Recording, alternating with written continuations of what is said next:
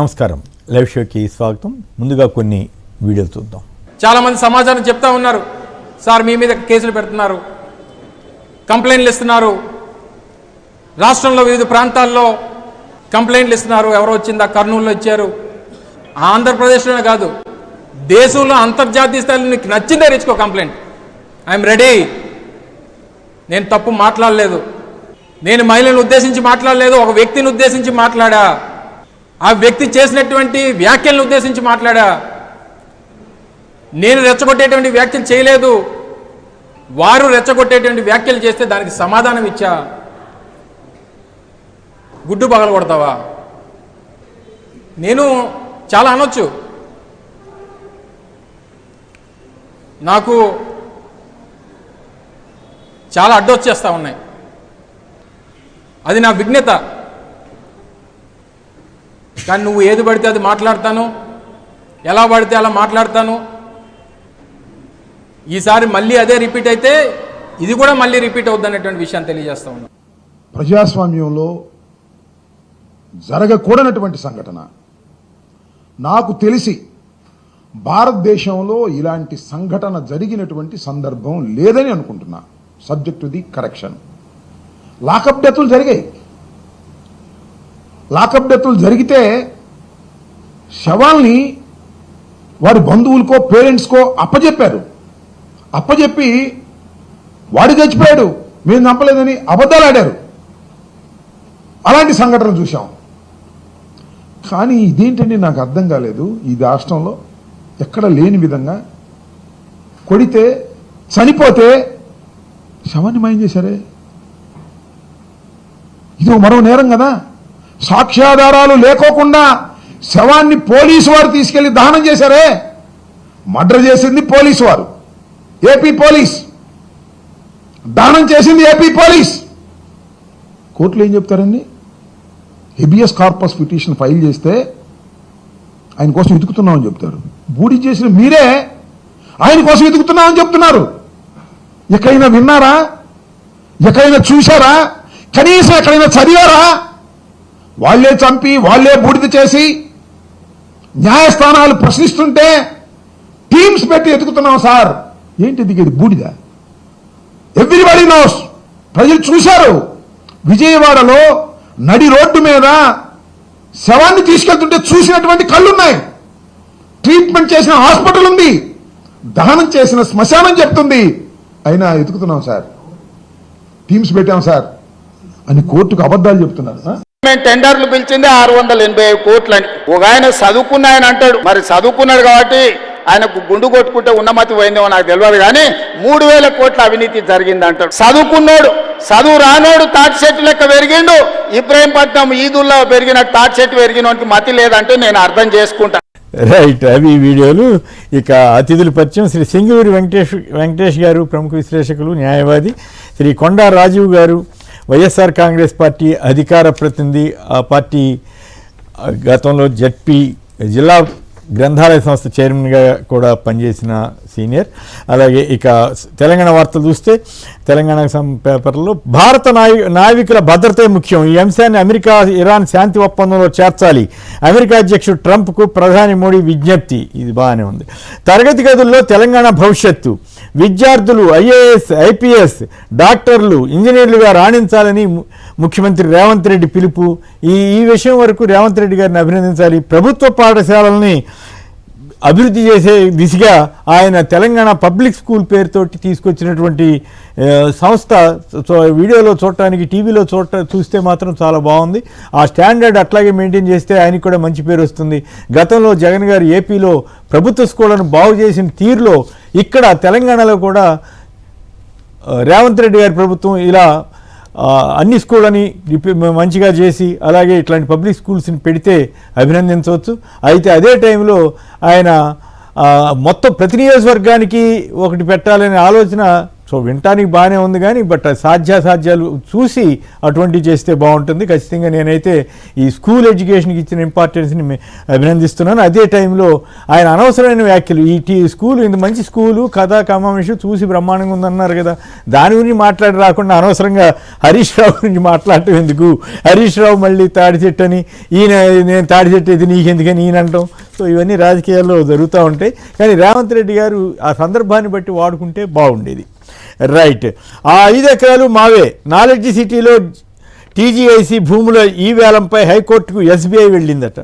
కావలసిన సీట్లపై కర్చీఫ్ వేశారు. వారసులకు నియోజకవర్గాలను సెట్ చేసే పనిలో 2 మంత్రులు, పొంగులేటి శ్రీనివాసరెడ్డి గారు ఆయన అల్లుడు గురించిను, దామోదర రాజనరసింహ గారు వారి కుమార్తె త్రిష కోసం, ఆవిడ జహీరాబాద్ అంట, ఈయన మరి ఇంకోటి ఏదో ప్రస్తుత ఎమ్మెల్యే యశస్విని రెడ్డి అంటే పాలకుర్తి సీట్ల మీద కన్నేశారంటూ ఒక వార్త ఇచ్చారు. 100 కోట్లతో రీసెర్చ్ పార్క్ ఏర్పాటు చేయడానికి బిట్స్ క్యాంపస్లో ఎవరు ముందుకు వచ్చారు, సంతోషం. రైట్. ఇక భూముల విలువను తగ్గించారు. ప్రపంచ బ్యాంకుకు ఉండవల్లి రైతు ఫిర్యాదు పరిశీలించాలని సిఆర్డీఏకి వరల్డ్ బ్యాంకు లేఖ. ఇది చాలా ఇంట్రెస్టింగ్ కేసు అండి.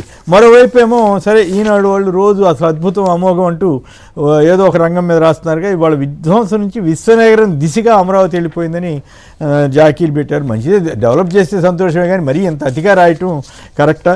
దీని మీద ముందుగా వెంకటేష్ గారు చెప్పండి. ఇప్పుడు గవర్నమెంటు ప్రపంచ బ్యాంక్ ఇచ్చిన రిపోర్ట్లో గజం 40,000 నుంచి 50,000 వరకు ఉంటుందని చెప్పిందట. మరి యాక్చువల్గా రిజిస్ట్రేషన్ వాల్యూ ఏమో బహుశా 5,000 అనుకుంటా కదా పెట్టింది. 25 ఈ ఎకరానికి 25 లక్షలు మాత్రమే నిర్ధారిస్తున్నారని ఉండవల్లి రైతులు ఫిర్యాదు చేశారట వరల్డ్ బ్యాంక్కి. సో దీని మీద సంక్షిప్తంగా, అంటే అసలు మెయిన్ అంశం మనది ఇవాళ మళ్ళీ అది పోలీసుల లాకప్ డెత్, ఆ హింస, ఎల్లో మీడియా, చివరికి చనిపోయిన వ్యక్తి మీద కూడా దుష్ప్రచారం చేసే తీరు, వీటి మీద వెళదాం. అయితే దానికి ముందు సంక్షిప్తంగా ఈ రకంగా ఈ భూముల విలువను తగ్గించడం, వరల్డ్ బ్యాంక్ ఇచ్చిన రిపోర్ట్లోనేమో 40,000-50,000 గజం ఉందని చెప్పటం, ఇక్కడేమో 5,000 10,000కి ఇంకొద్దిగా అటు ఇటుగా కొన్నట్టుగా చూపించడం, ఎట్లా దీన్ని వరల్డ్ బ్యాంకు గమనంలో తీసుకుంటుందా? పరిహారం ఇవ్వాల్సి వస్తే రైతులకి వరల్డ్ బ్యాంకు చెప్పిన రీతిలోనే ఇస్తుందంటారా? వెరీ గుడ్ మార్నింగ్ అండి.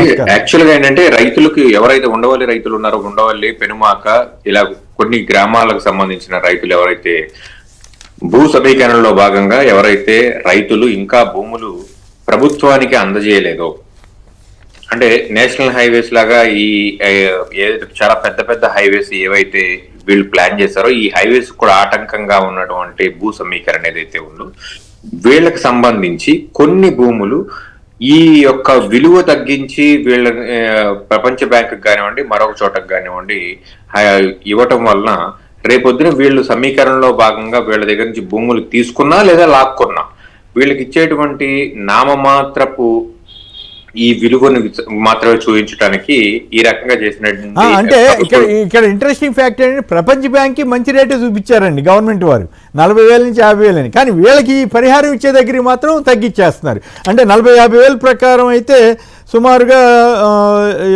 2.5 కోట్లు సారవంతమైన భూమి, ఎకరా కనీసం 2.5 కోట్లు ఉంది.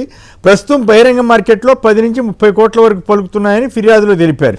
అయితే ఇది వీళ్ళకి మాత్రం 25 లక్షలే ఇచ్చే అవకాశం ఉన్నట్లుగా కనపడుతోందని వీళ్ళ కథనం. మొత్తం చదవాల్సి ఉంది. బట్ అంటే ఇది ఎవరైతే భూ సమీకరణకు వ్యతిరేకంగా ఉన్నటువంటి రైతులు ఎవరైతే ఉన్నారో, భూములు స్వచ్ఛందంగా ఇవ్వనటువంటి రైతులు ఎవరైతే ఉన్నారో, వీళ్ళ యొక్క పొట్టగొట్టడానికి మాత్రమే ఇటువంటి నివేదికలు తయారు చేసి ఇవ్వటం జరుగుతుంది అని చెప్పేసరి క్రిస్టల్ గా చెప్పాల్సినటువంటి ఒక పరిస్థితి. కానీ వాస్తవానికి విరుద్ధంగా ఉన్నటువంటి ఈ లోపభూయిష్టమైనటువంటి ఈ నివేదికలన్నీ కూడా బుట్టదాఖలు చేయగా తప్పదు.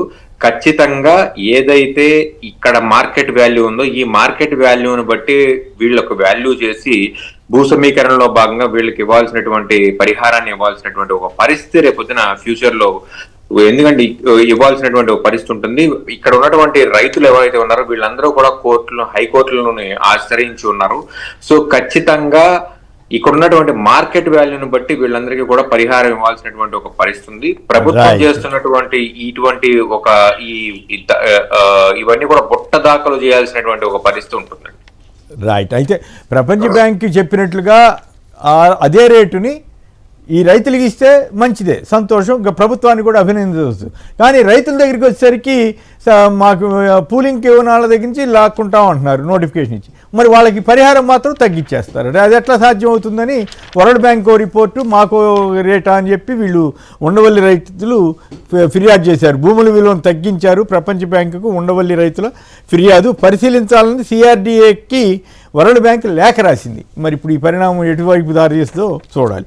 బీచ్ బార్లకు తలుపులు బార్లా పచ్చజెండా ఊపిన చంద్రబాబు ప్రభుత్వం. తొలి దశలో విశాఖపట్నం, సూర్యలంక బీచ్ల్లో ఏర్పాటు. మలి దశలో మొత్తం 975 కిలోమీటర్ల తీర ప్రాంతం అంతటా ఎక్సైజ్ శాఖ నోటిఫికేషన్ జారీ.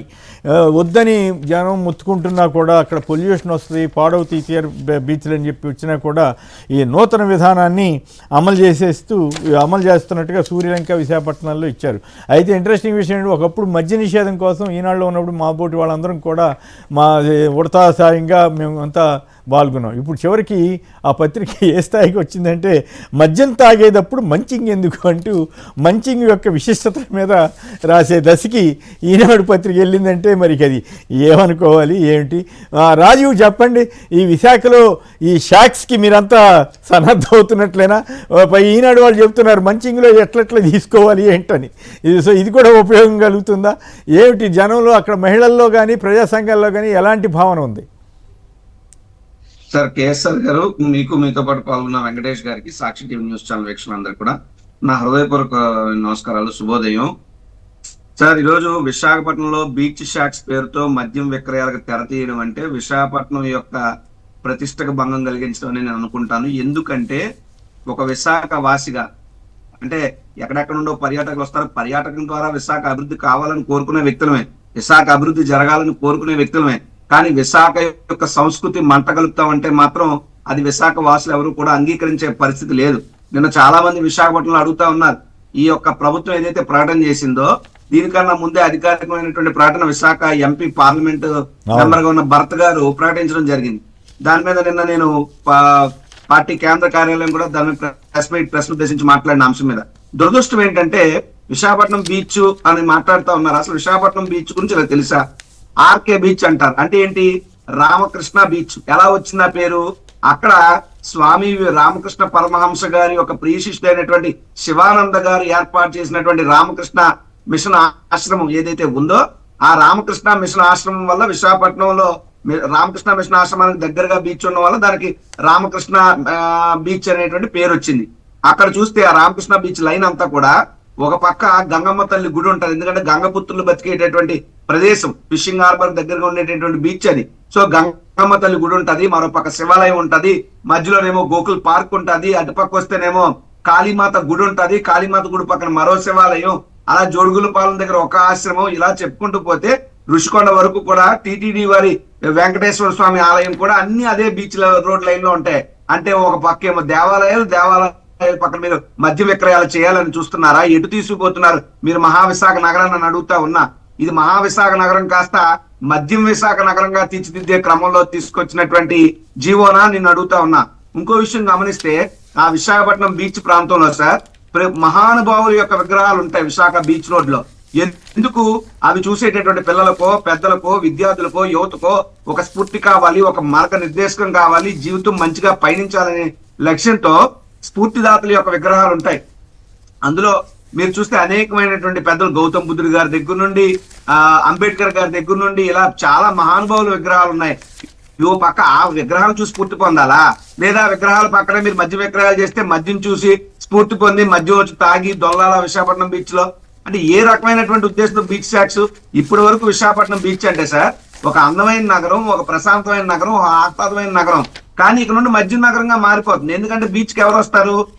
పిల్లలు, చదువుకున్న మహిళలు, సతీ సమేతంగానో అక్క చెల్లెలతోనో కుటుంబ తల్లిపెడ్డలో కలిసి వస్తే అక్కడ సరదాగా బీచ్ రోడ్డు దగ్గర ప్లాట్ఫామ్ మీద కూర్చుని ఆ అందమైన కెరటాలను చూస్తూ, ఆ సముద్ర ఘోషను వింటూ, అక్కడే మురి మిక్చరో బజ్జీలో తింటూ, లేదన్నా ఏదైనా కొబ్బరి బొండం తాగో ఆనందంగా వారాంతం వచ్చినా, వీకెండ్ వచ్చినా, ప్రతిరోజు సాయంకాలం అయినా చుట్టుపక్కల వారందరూ వచ్చి ఆనందాన్ని, మనశ్శాంతిని పొంది వెళ్తారు. కానీ ఈ రోజు నుంచి ఆ బీచ్ షాక్స్ ఏర్పాటు చేస్తే మాత్రం విశాఖపట్నం బీచ్ రోడ్ లో మహిళలు ఎవరికి భద్రత ఉండదు.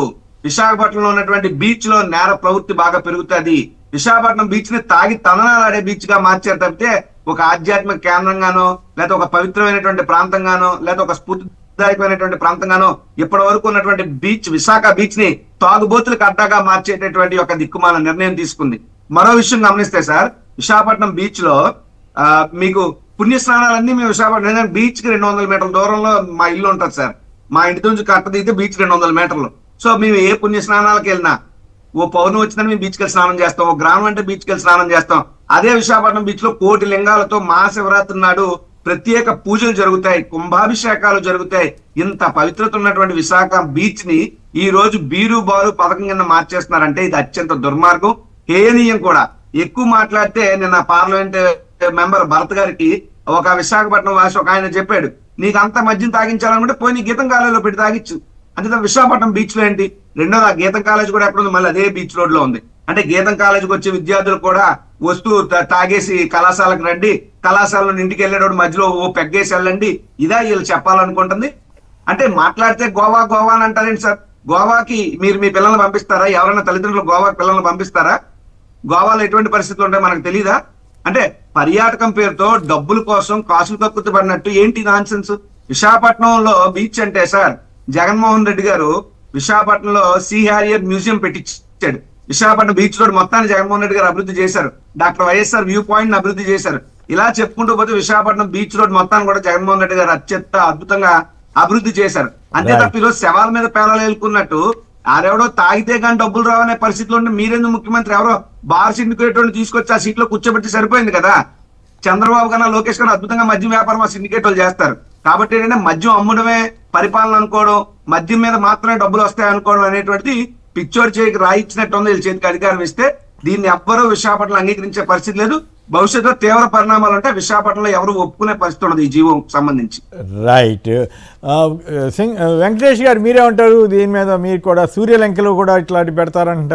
సూర్యలంక అన్నది చిన్న ప్రదేశం, అక్కడ బీచ్లో కూడా ఇట్లాంటివి వస్తే ఇది మంచిదేనంటారా, లేదా ఆంధ్రప్రదేశ్ యువత భవిష్యత్తుని దెబ్బతీసేదా?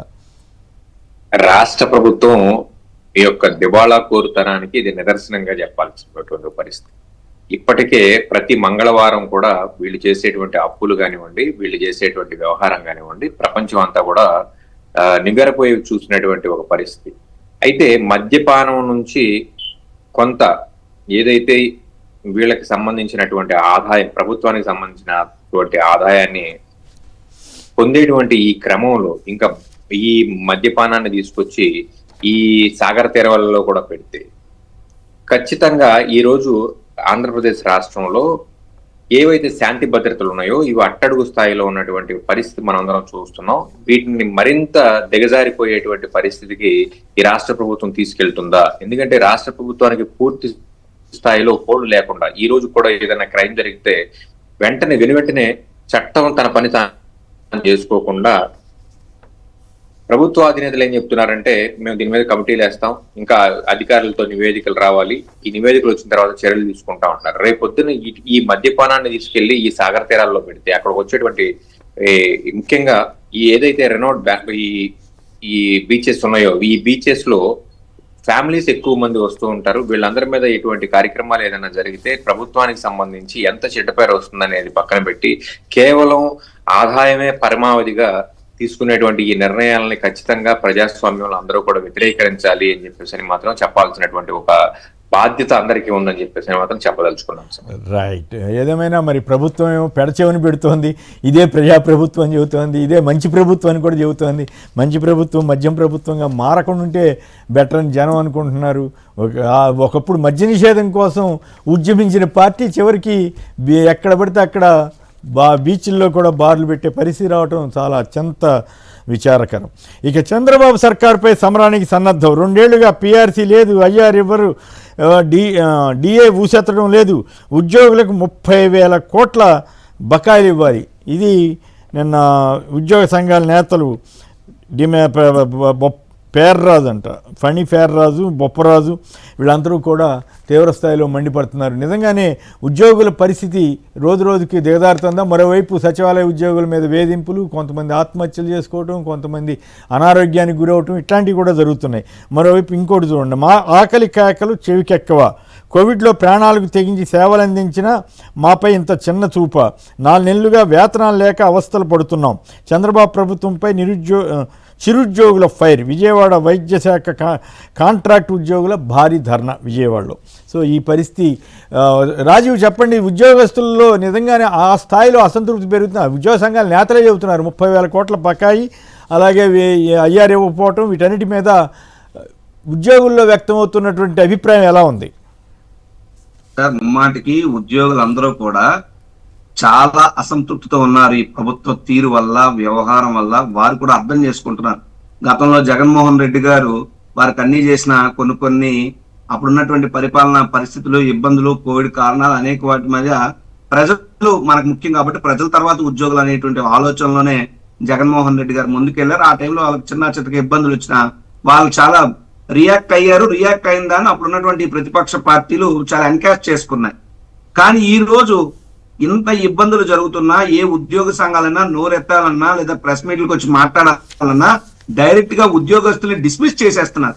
ఉదాహరణకు మనం చూసాం, ఉద్యోగుల సంఘ నేతను కూడా డైరెక్ట్ గానే డిస్మిస్ చేసినటువంటి సంఘటన వెంకటరామిరెడ్డి. ఎస్, ఈ రకంగా చూస్తే ఉద్యోగస్తుల్లో ఈ ప్రభుత్వం పట్ల వ్యతిరేకత అనేటువంటిది నివురు గప్పిన నిప్పులా ఉంది. అది ఎనీ టైం విస్ఫోటనంలా ఈ ప్రభుత్వాన్ని కూల్చేటట్టు స్థాయికి వెళ్ళగలదు.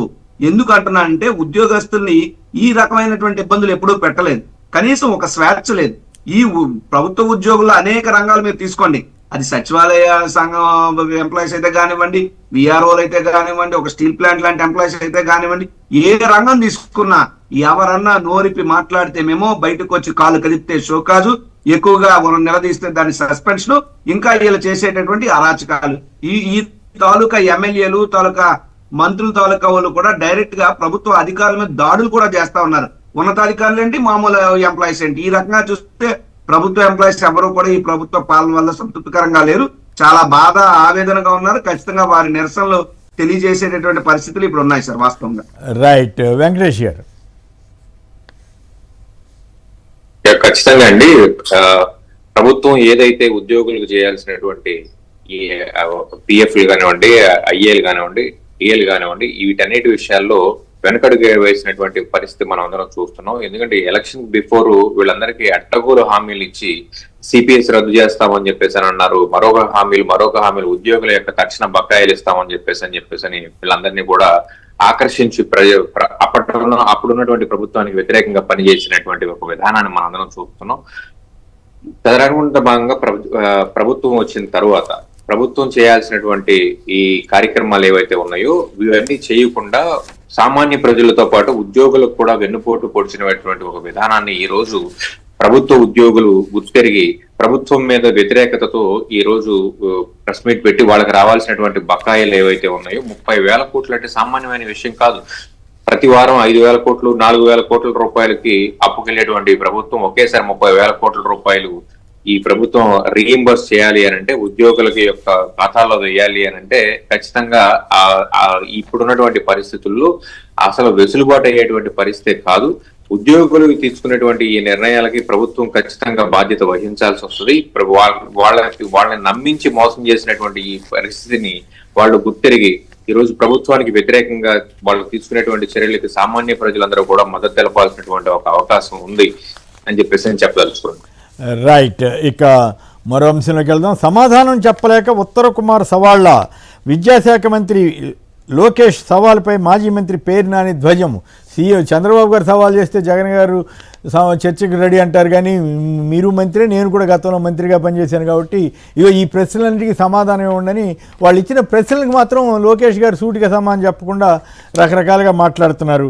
దగాపడ్డ డిఎస్సి అభ్యర్థులతో చర్చకు వస్తాం సిద్ధమా, మా లోకేష్కు మాజీ మంత్రి కురసాల కన్నబాబు కూడా సవాల్ విసిరారు. ఇక నా వ్యాఖ్యలు మహిళా లోకంపై కాదు, సంస్కారహీనంగా మాట్లాడిన అనిత భాషపైనే, హోంమంత్రి గారిపై అనిత భాషపైనే అని గుడివాడ అమర్నాథ్ గారు మాజీ మంత్రి వర్యులు చెప్తున్నారు. దాన్ని కేవలం సాయికృష్ణ లాకప్ డెత్పై డైవర్షన్ కోసమే మీ మేకప్ చర్చ తీసుకొచ్చారని కన్నబాబు గారు దాని మీద ఆ ఇష్యూ మీద వ్యాఖ్యానించారు. ఇందాక చూసాం కదా, లోకేష్ గారు వాళ్ళందరూ ఆవిడికి అనుకూలంగా మాట్లాడితే వాళ్ళు గతంలో ఎట్లెట్లా మాట్లాడింది ఇవన్నీ కూడా మనం వీడియోలు కూడా చూసాం. రైట్, ఇక నా బిడ్డ బూడిదైనా ఇవ్వండి, పోలీసులు అయినంత మాత్రాన చంపి తగలబెడతారా, వెంటనే పిల్లోడిని చంపి దహనం చేసి సిగ్గు లేకుండా మాట్లాడుతున్నారు. చంద్రబాబు సర్కార్పై సాయికృష్ణ తల్లి గాదే విజయలక్ష్మి ఆక్రోశం. మాఫియా డాన్ కూలికి కూడా పనిచేస్తాడా? సాయికృష్ణ మేనమామ జనసేన విజయవాడ తూర్పు ఇన్ఛార్జి 50 లక్షలు ఇస్తానని వచ్చాడు. ముళ్ళపూడి నవరంగ అంటూ అక్కడ నిన్న జరిగిన ప్రెస్ కాన్ఫరెన్స్లో వాళ్ళ ఆవేదన ఇవన్నీ చూసాం. గాదే సాయికృష్ణ అదృశ్యం ఘటనపై ఐపీఎస్ అధికారితో దర్యాప్తట. ఆరోపణలు ఎదుర్కొన్న CA Nagaraj suspension. CBI enquiry అడుగుతున్నారు అంబటి రాంబాబు గారు, వీళ్ళంతా కూడా. మరి దాన్ని మాత్రం పట్టించుకోకుండా కాపులపై అంత చిన్న చూప దాసర్ రాము ప్రశ్న. పవన్ కళ్యాణ్ నోరు విప్పాలి. ఇంకో ఆయన అఫోజ్ అధ్యక్షుడు శ్రీకృష్ణ దేవరాయ బలిజ సంఘం అధ్యక్షుడు అంబటి మురళీకృష్ణ. కాపులపై దాడులు, హత్యా రాజకీయాలు జరుగుతున్నాయని ఆవేదన. ఈ రకంగా కాపు నేతలు అనేక మంది రెస్పాండ్ అయ్యారు. రౌడీ షీటర్ అయితే చంపేస్తారా అని పేరు నాని ప్రశ్న. పైగా తెలుగుదేశానికి సంబంధించి ఎంతమందికి ఏ రకమైనటువంటి కేసులు ఉన్నాయి, అలాగే కొంతమంది రౌడీ షీట్లు ఉన్నా కూడా ఎమ్మెల్యేలుగా ఎట్లా అయ్యారు, ఇవన్నీ విషయాలు కూడా ఇప్పుడు వాళ్ళు ప్రశ్నిస్తున్నారు. అయితే చట్టం ప్రకారం చేయాల్సిన వాటిని కాల్చి చంపేస్తారా, సిబిఐ విచారణ జరిపించాలని అంబటి రాంబాబు గారు వాళ్ళంతా అన్నారు. ఇక సాయికృష్ణ అదృశ్యంపై సీఎం సీరియస్. ఎల్లో మీడియా సహజంగానే రాసింది. రాయటంతో పాటు ఎంత దుర్మార్గంగా ఎల్లో మీడియా తయారైందంటే, వార్తను వార్తగా ఇవ్వండి, ఒకవేళ అతను తప్పులు చేసుంటే అంటే చివరికి పోలీసు వారు వాళ్ళ ఇష్టారాజ్యంగా నడి రోడ్డు మీద కొట్టినా, అలాగే ఈ రకంగా మరి చంపారు అనేది ప్రధానమైన ఆరోపణ. చంపకపోతే చూపించండి, తప్పేం కాదు, లేదు పట్టుకున్నామని చెప్పండి, ఎందుకు సస్పెండ్ చేయాలి దాకా వెళ్ళారు. అలాంటి కనీసం చంద్రబాబు గారు అన్న సస్పెన్షన్ దాకా వెళ్ళారు. ఈ ఎల్లో మీడియా మాత్రం అసలు సస్పెండ్ చేయడానికి కూడా వీల్లేదన్నట్టుగా నిన్న మొన్న రాసి ఇవాళ ఇంకా బురద వేసే కార్యక్రమం. చనిపోయిన వాడి మీద కూడా ఇంత బురద వేయటం ఏమాత్రమైన మానవత్వం అనిపిస్తుందా? ఏమాత్రమైన పద్ధతేనా? కసబ్ లాంటి సోషల్ మీడియాలో వచ్చినాయి. కసబ్ కానీ ఇంకా చాలామంది పేర్లు రిఫర్ చేస్తున్నారు. వాళ్ళందరికీ విచారణ చేసి శిక్షలు వేశారు. ఇక్కడ ఇదేంది ఇట్లా చేస్తారా, కోర్టులు ఎందుకని అడుగుతున్నారు. సో వీటన్నిటి మీద చర్చలోకి వెళదాం. ఇక మరి కొన్ని విషయాలు కూడా సంక్షిప్తంగా మీ దృష్టికి తీసుకొస్తాను. ప్రిజనరీకి విజనరీకి తేడా ఉంటుంది అంటూ లోకేష్ చేసిన వ్యాఖ్యల మీద వాస్తవాలు, మీ నాన్న కూడా 53 రోజులు ప్రిజనరీ కదా అని కౌంటర్ ఇచ్చారు సోషల్ మీడియాలో.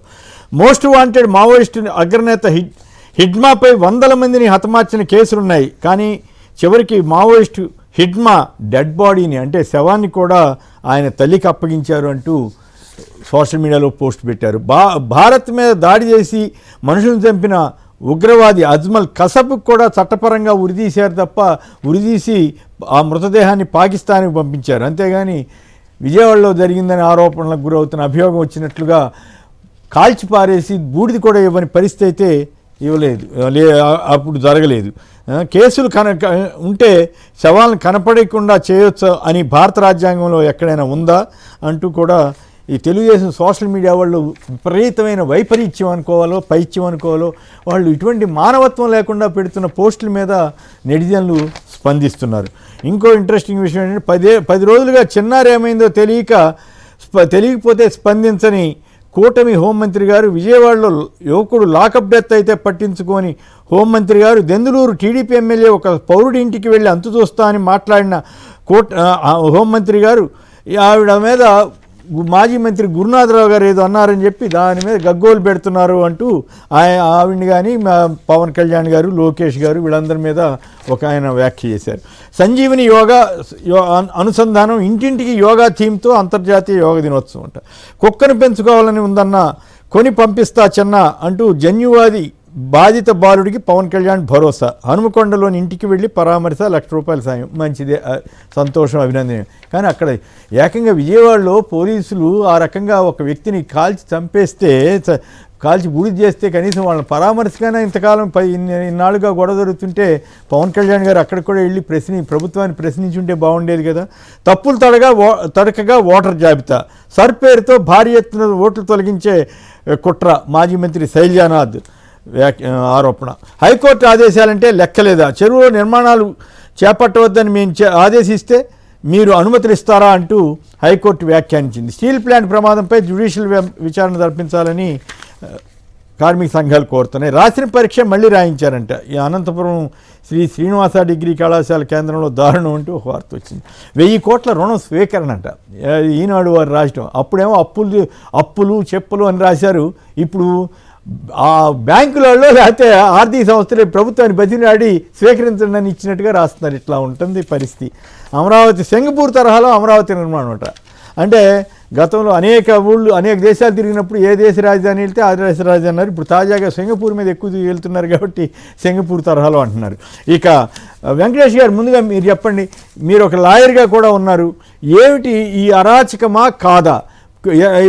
ఆ కుటుంబ సభ్యులు కానీ ఆ లాయర్ కానీ 2 కేసులే ఉన్నాయని చెప్తే వీళ్ళు పనిగట్టుకుని ఎల్లో మీడియా ఇంత దుర్మార్గంగా దుష్ప్రచారం చేసి 23 కేసులు అని అంటున్నారు. ఓకే, కేసులు ఉంటే మాత్రం ఇట్లా రకంగా చంపేయచ్చా? ఆ నాగరాజు గారంట మహానుభావుడు, మరి ఆయన కుటుంబ సభ్యులు ఉంటారా ఉండరో, ఆయనకి పిల్లలు ఉన్నారా లేరు నాకు తెలియదు. కానీ ఇంత అమానుషంగా ఎట్లా ప్రవర్తిస్తారు? ఎట్లా నిన్న జరిగినటువంటి ప్రెస్ కాన్ఫరెన్స్లో ఆ తల్లి కానీ ఆ బంధువులు కానీ వారి తమ్ముళ్ళు సోదరులు కానీ వాళ్ళందరూ వ్యక్తం చేసిన ఆవేదన ఆక్రోశానికి ఏమైనా సమాధానం దొరుకుతుందా? చంద్రబాబు గారు, లోకేష్ గారు లేదా పవన్ కళ్యాణ్ గారు వీరి మీద స్పందించకుండా ఇప్పుడు ఈ తూతూ మంత్రమా? వీళ్ళు సిబిఐ ఎంక్వైరీ అడుగుతున్నారు. కనీసం కేసును నమోదు చేయకుండా సస్పెండ్ చేశామని ఇప్పటికి అన్నారు. సో ఈ ఓవరాల్గా ఈ పరిణామాల మీద మీ స్పందన ఏమిటి? ఒక లాయర్గా కూడా చెప్పండి. చాలా విచిత్రమైనటువంటి ఒక కేసుగా దీన్ని అభివర్ణించాలండి. ఈ రోజు వరకు కూడా పోలీసులు ఎవరైతే ఉన్నారో, లేకపోతే నగర సిపి గారు కానివ్వండి, డీజీపీ గారు కానివ్వండి, ముందుకు వచ్చి ఎస్ మేము కాదే సాయిని అరెస్ట్ చేశాము అని చెప్పేసి క్లెయిమ్ చేసినటువంటి ఒక పరిస్థితి లేదు. కానీ కంటి తుడుపు చర్యలో భాగంగా ఎవరైతే ఈరోజు ప్రసార మాధ్యమాల ద్వారా బయటకు వచ్చినటువంటి ఈ డెత్ కు సంబంధించినటువంటి ఫొటోస్ కానివ్వండి, రిమైనింగ్ ఆస్పెక్ట్స్ లో ఏవైతే ఎవిడెన్స్లు ఆల్రెడీ పబ్లిక్ ప్రొఫైల్స్ లోకి బయటకు వచ్చిన తర్వాత కేవలం కంటి తుడుపు చర్యలుగా విఆర్ లోకి పంపించడం నాగరాజు అనే సిఐని, అట్ ద సేమ్ టైం రాష్ట్ర ప్రభుత్వానికి సంబంధించినటువంటి ఒక సీనియర్ ఐపీఎస్ ఆఫీసర్ ని విచారణ అధికారిగా దీని మీద నిర్ణయించి ఒక జీవో విడుదల చేయటం, ఇవన్నీ కూడా కంటి తుడుపు చర్యల్లో భాగంగానే మనం చూడాలి. ఏదైతే కస్టోడియల్ డెత్ జరిగిందో, కస్టోడియల్ డెత్ జరిగినప్పుడు చట్ట ప్రకారం కొన్ని ప్రామాణికమైనటువంటి విధి విధానాలు ఉన్నాయి.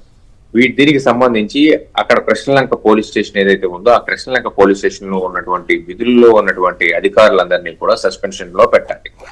ఖచ్చితంగా దీనికి సంబంధించి తమిళనాడు కోర్టులకు రీసెంట్ గా ఏప్రిల్లో ఇచ్చినటువంటి జడ్జిమెంట్ లో భాగంగా దాన్నే మనం అందరం కూడా క్రైటీరియాగా తీసుకుంటూ అక్కడ 9 మందికి మరణశిక్ష విధించినటువంటి ఒక పరిస్థితి ఉంది డబుల్ మర్డర్ కస్టోడియల్ డెత్ లో.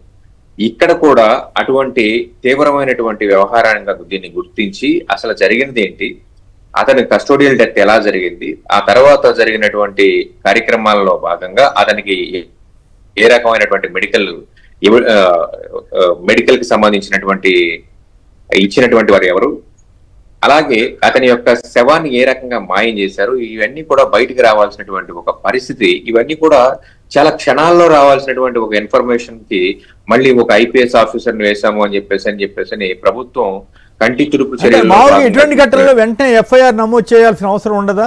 మామూలుగా దారైపోయే కేసులు చిన్న వాటికి రఫా ఏదో ఫ్లెక్సీ పెట్టారనో లేకపోతే ఇంకోటనో ఎవరో ఒకళ్ళని ఏదో అన్నారనో వెంటనే ఎఫ్ఐఆర్లు, కేసులు, జైళ్లు, అరెస్టులు చేస్తారు కదా. ఇంత పెద్ద ఆరోపణ చేస్తా ఉంటే కేసు పెట్టాల్సిన అవసరం ఉండదా?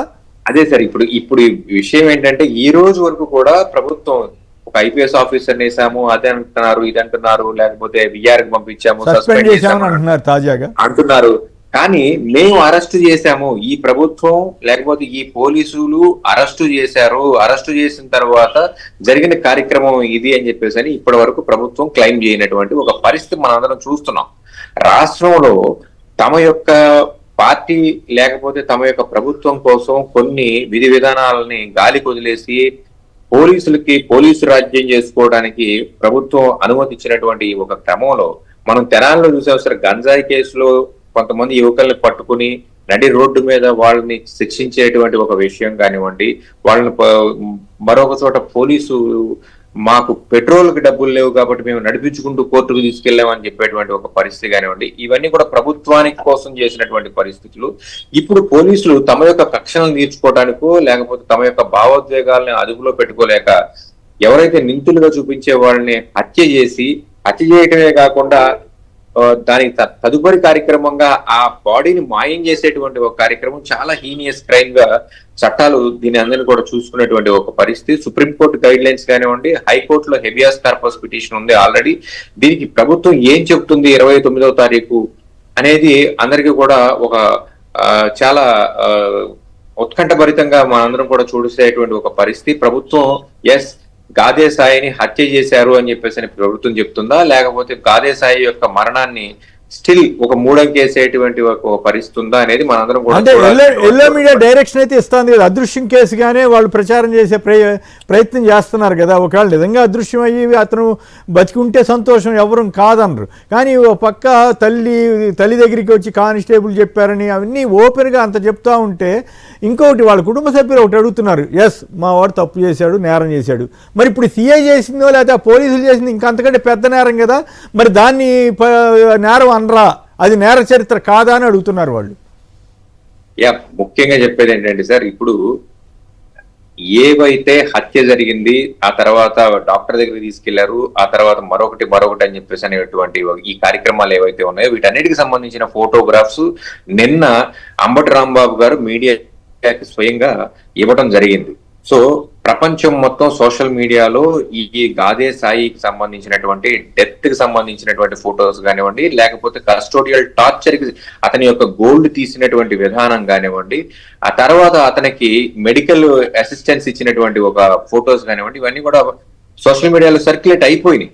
ఇటువంటి ఒక కార్యక్రమం జరిగిన తరువాత ఇంకా కూడా ప్రభుత్వం బుకాయిస్తూ ఉంటే అక్కడ ఉన్నటువంటి విక్టిమ్స్ ఎవరైతే ఉన్నారో, వాళ్ళ యొక్క మేనమామ గారు ఎవరైతే ఉన్నారో వాళ్ళు క్రిస్టల్ క్లియర్ గా ఏం చెప్తున్నారు అంటే, మా వాడు చనిపోయాడు, ఆ తరువాత సాక్షాత్తు అక్కడ ఉన్నటువంటి స్థానిక రాజకీయ నాయకులు బేరసారాలు మొదలెట్టారు, మాతో బేరసారాలు మొదలెట్టి సుమారుగా 50 లక్షల నుంచి ₹1,00,00,000 వరకు మాకు ముట్ట చూపడానికి ఈ జనసేన పార్టీకి సంబంధించినటువంటి ఇన్ఛార్జ్ ఎవరైతే ఉన్నారో అతను మమ్మల్ని అందరినీ కూడా తీసుకుని వెళ్ళాడు అని చెప్పేసి చెప్పేటువంటి ఒక పరిస్థితి ఉంది. ఇటువంటి సమయంలో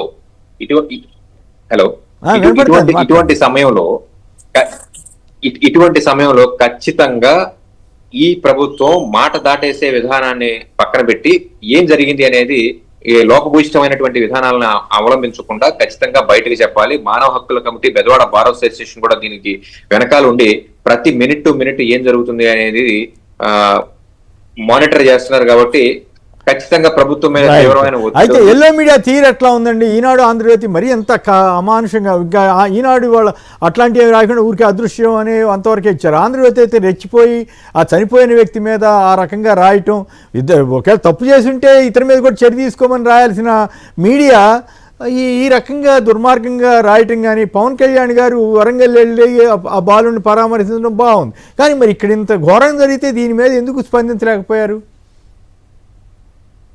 ముఖ్యంగా చెప్పాలంటే సార్, ఇప్పుడు ఎల్లో మీడియా అనేది నిన్న ఈవినింగ్ నుంచి మొదలెట్టింది సార్. కానీ మొన్న ఈవినింగ్ నుంచి కూడా ఏం చెప్పుకొస్తున్నారంటే, వీళ్ళకు ఉన్నటువంటి సోషల్ మీడియా సైన్యం ఏదైతే ఉందో వీళ్ళ ద్వారా కానివ్వండి, కొన్ని సోషల్ మీడియా పేజెస్ ద్వారా కానివ్వండి, అతని యొక్క మార్ఫింగ్ ఫోటోస్, గొడ్డలతో, మరొకటి గన్స్ తో, ఇలాంటి ఫోటోస్ అన్ని పెట్టి అతని మీద 20 కేసులు ఉన్నాయి, 50 కేసులు ఉన్నాయి అని చెప్పేసి, అతను రౌడీ షీటర్ అని చెప్పేసి లాయర్ గారు అయితే 2 కేసులే ఉన్నాయని చూపించారు నిన్న. మరి అవునండి, నిన్న క్లియర్ కట్ గా అక్కడ ఉన్నట్టు విజయవాడకు సంబంధించినటువంటి లాయర్ గారు ఎవరైతే ఉన్నారో, అతని యొక్క ఫ్యామిలీ మెంబర్ ఎవరైతే ఉన్నారో, అతని మీద ఉన్నటువంటి కేసుల మీద బహిరంగ చర్చకి, అది మీడియా అవనివ్వండి, ప్రభుత్వం అవనివ్వండి, ఎవడైనా అవనివ్వండి, మేము జగన్మోహన్ రెడ్డి గారు కట్టినటువంటి అంబేద్కర్ స్టాచ్యూ దగ్గరకు వస్తాము, ఖచ్చితంగా 2 కేసులకు మించి ఏదైనా కేసులు మీరు చూపించండి.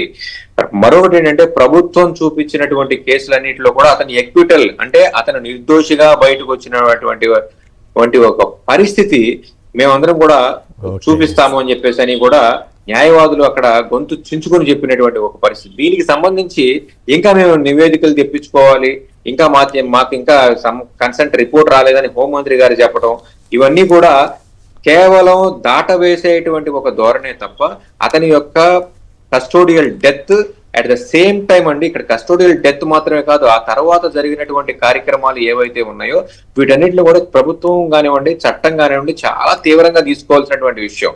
ఎందుకంటే ఆ కస్టోడియల్ డెత్ జరిగితే బాడీ ఇవ్వాలి కదా, బాడీ ఇవ్వకుండా వాళ్ళ యొక్క బాడీనే మిస్ చేసి అసలు మేము కస్టోడీలోకి తీసుకోలేదు, అసలు మేము కేసే పెట్టలేదు, లేకపోతే అతను ఏమైపోయాడో మాకు తెలియలేదు అని చెప్పేసి చేతులు దులుపుకునేటువంటి ఒక ధోరణి ఏదైతే ఉందో ఇది తీవ్రంగా విచారించదగిన విషయం. Right, okay, right. రాజు మీరు చెప్పండి, ఏమిటి ఈ మొత్తం ఇష్యూ ఎటువైపు నడుస్తోంది? నిజంగా ప్రభుత్వం చిత్తశుద్ధిగా ఉందా? చంద్రబాబు నాయుడు గారు 95లో నేను చాలా బలంగా గట్టిగా ఉండేవాడిని, అప్పుడు సిఎబిఎన్ అవుతానన్నారు, ఇప్పుడు అంత బలహీనంగా మారిపోయారా ఏమిటి? ఈ రెడ్ బుక్ దెబ్బకి ఆయన కూడా దాన్ని ఏం చేయలేకపోతున్నారు అనిపిస్తూ ఉందా? మీ ఓవరాల్గా ఎల్లో మీడియా పాత్ర కానీ వీళ్ళు కానీ ఆ తల్లి ఆవేదనని వీళ్ళు తీర్చే పరిస్థితి ఉందా? ప్రభుత్వాలు ఇలాంటప్పుడు ఎలా స్పందించాలి? సార్ కేఎస్ఆర్ గారు, ఒకటి ఆ తల్లి ఆవేదన ఈ ప్రభుత్వం ఏమి తీర్చదు. ఆ తల్లికి ఆవేదన పెట్టిందే ఈ ప్రభుత్వం, కడుపు కోత పెట్టిందే ఈ ప్రభుత్వం. మీరు 95 అని ప్రస్తావించారు. నేను అనలేదు, ఆయనే అన్నారు మొన్న 95 నాటి సిబిఎన్ చూస్తారని చెప్పి. వాస్తవమే కదా, ఒక రకంగా అత్యంత బలాఢ్యుడైన ఎన్టీ రామారావుని పడేయగలిగాడు కదా, కాబట్టి బలంగా ఉన్నట్టు లెక్క. కానీ ఇప్పుడు మరి మొత్తం ఎవరు నడుపుతున్నారు, ఎవరు ఇది ఎంత జరుపుతా ఉంది, ఈయన ఎందుకు మరి ఇప్పుడు బలహీనంగా మారిపోయాడా ఎట్లా? ఈ గట్టిగా వెంటనే మామూలుగా అయితే ఇతర రోజుల్లో నాకు తెలుసు కదా ఇట్లాంటివి ఏమైనా జరిగితే ఇది ప్రభుత్వాన్ని చుట్టుకుంటుంది అనుకుంటే వెంటనే సస్పెన్షన్ లేకపోతే ఎఫ్ఐఆర్ నమోదు చేయడం ఆదేశాలు ఇచ్చిన ఘట్టాలు గతంలో ఉన్నాయి. మరి ఇప్పుడు ఎందుకు ఇంత వీక్ అయిపోయాడు ఆయన? 95లో కూడా సార్ ఆయన ఇచ్చిన కలరింగ్ అంతే. 95లో అప్పటి పరిస్థితులను ఉద్దేశించి గద్దర్ గారు ఒరే రిక్షా అనే సినిమాలో అప్పుడు రిలీజ్ అయింది 95లో సినిమా, అందులో పోలీస్ వ్యవస్థని ఈ ప్రభుత్వం ఎలా నడిపేది ఏంటి పరిస్థితులు అన్నది కళ్ళ కట్టినట్టు ఆయన రాశాడు. అందులో ఒక 2 ముక్కలు ఏంటంటే, పోలీస్ దొరో మా ప్రశ్నకు జవాబు చెప్పు పోలీస్ దొరో, ఏ చట్టం మీకు ఇచ్చిన హక్కులివి పోలీస్ దొరో, పట్టుకున్న నేరస్తుని 24 గంటల్లో కోర్టు ముందు ఉంచాలి, కానీ మా అక్కల మా తమ్ముల మా చెల్లెలను ఏళ్ళు నెలలు రోజులు గడిచినా చీకటి గదులలో పెట్టి వేళ్లు నరికి గోళ్లు పీకి ఎమినోళ్లను మరిపిస్తరే, ఏ చట్టం మీకు ఇచ్చిన హక్కులివి పోలీస్ దొరో, జవాబు చెప్పు పోలీస్ దొరో, సాక్ష్యం నీకు కావాలంటే సత్యం నీకు కావాలంటే పోలీస్ స్టేషన్ బోర్డును అడుగు, ఉరిదీసిన తాడును అడుగు, తిరగబడ్డ రైతును అడుగు, చెరచబడ్డ చెల్లినడుగు, అమరజీవి తల్లినడుగు అని అప్పుడే గద్దర్ గారు రాశారు. ఈ రోజు అంతకు మించినటువంటి స్థాయిలో గాదే సాయి హత్య జరిగింది, లాకప్ డెత్లెన్ని, దొంగ ఎదురు కాల్పులెన్ని, చెప్పు దొరో పోలీస్ దొరో అని చెప్పి అప్పట్లో ఆయన రాశాడు. అచ్చంగా ఈ రోజు అదే పరిస్థితి. ఈ యొక్క విషయం ఏంటంటే, చంద్రబాబు నాయుడు గారు అప్పుడైనా ఇప్పుడైనా సరే ఈ రకమైనటువంటి వ్యవస్థలు నడపడం ఆయనకు బాగా అలవాటు. నేనైతే ఒకటే అడుగుతున్నా, సరే ఆ కుర్రోడి మీద కేసులు ఉండొచ్చు, నేను కేసులు లేవని అంటలా, వారి కుటుంబ సభ్యులు కూడా ఎంతో పద్ధతిగా ఎంతో హుందాతనంగా న్యూట్రల్ గా వారు మాట్లాడారు. పైగా వాళ్ళు జనసేన పార్టీ నాయకులు, ఆయన ఐడి కార్డు కూడా చూపిస్తా ఉన్నారు. రంగా రాధా మిత్రమండలిలో ఏళ్ల తరబడి పనిచేసినటువంటి కాపు కుటుంబం అది. ఆ కుటుంబంలో ఆ కాపు యువకుడిని ఈ రకంగా, సరే ప్రవృత్తిలో ఏమన్నా ఉండొచ్చు, ఆ వయసు రీత్యా ఆ మంచి అని నేను చెప్పను, ప్రోత్సహించమని మేము చెప్పం, వారి కుటుంబ సభ్యులే చెప్పట్లేదు, పోలీసులకు మేమే చెప్తాం. పోలీసు అనేవారు సమాజంలో పెద్దలా ఉండాలి, 4 దెబ్బలు వేయాలి, భయం పెట్టాలి, పెడదో పడుతున్న యువతను దారిలో పెట్టాలి, ఇదే మేము కోరుకున్నాం తప్ప ఆ కుర్రాన్ని చంపేస్తారా, బూడిది చేస్తారా, బూడిది కూడా మాయం చేస్తారా, బాడీ కూడా మాయం చేస్తారా? ఇదేనా చట్టం చెప్పింది? ఇదేనా పోలీస్ వ్యవస్థ పనిచేయాల్సిన తీరు అని వారి కుటుంబ సభ్యులు అడిగారు. అడుగుతుంటే చాలా మంది ఏం చెప్తున్నారు, ఉదాహరణగా ఎల్లో మీడియా, నేను అడుగుతున్నా, వాళ్ళు ఆ అబ్బాయి మీద గొడ్డలు పెట్టి మరోటి పెట్టి పోస్టులు పెట్టి రాశారు. మీ తెలుగుదేశంలో ఎంతమంది మీద క్రిమినల్ కేసులు లేవు, ఎంతమంది మీ ఎమ్మెల్యేల మీద రౌడీ షీట్లు లేవు? సరే రౌడీ షీట్లు ఉన్న వాళ్ళని చంపేయాలన్నది మీ ప్రభుత్వ లక్ష్యం అయితే గాదే సాయిని చంపినట్టు చింతమనేని ప్రభాకర్ చేయగలరా? ఆ దమ్ములు ఈ ప్రభుత్వానికి ఉన్నాయా?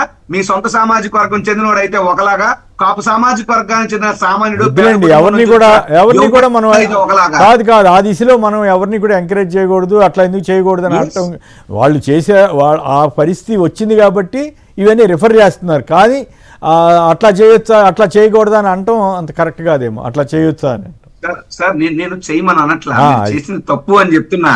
చట్టం మీ సామాజిక వర్గానికి చెందిన వాళ్ళకైతే ఒకలా పనిచేస్తుంది, కాపు సామాజిక వర్గానికి చెందిన వాళ్ళకైతే మరోలా పనిచేస్తుందా అని అడుగుతున్నా.